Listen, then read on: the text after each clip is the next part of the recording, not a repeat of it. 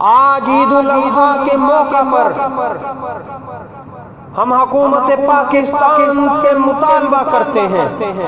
اور اس عظیم اجتماع کی وساطت سے یہ مطالبہ کرنا ہمارا شرعی حق بھی ہے،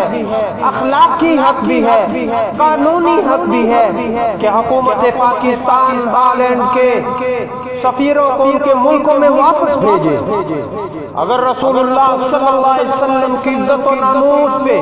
مسلمان خاموش رہیں تو میں سمجھتا ہوں کہ مسلمان خود مجرم ہیں۔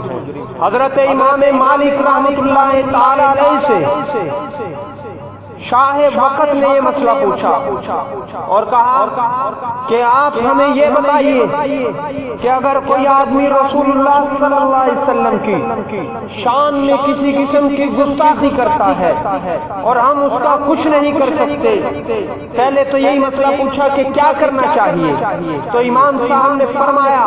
کہ توہین رسالت کا ارتکاب کرنے والے کو قتل کر دینا چاہیے۔ پھر شاہ نے پوچھا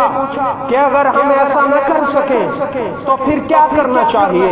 امام مالک رحمۃ اللہ تعالی علیہ نے فرمایا پھر امت کو، ساری کی ساری امت کو مر جانا چاہیے، اور یہ بات کہی کہ کسی امت کو حق نہیں ہے کہ وہ زندہ رہے اور ان کے نبی کی جو ہے وہ توہین ہوتی ہے۔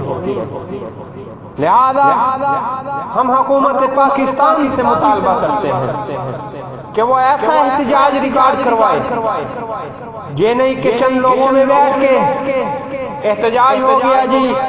ہم نے یہ بات کہہ دی، ہم نے وہ بات کہہ دی۔ ہالینڈ کے سفارت خانے کو بند کر دینا چاہیے جب تک وہ ناپاک اور نجس کام سے توبہ نہیں کر لیتے جو انہوں نے کیا۔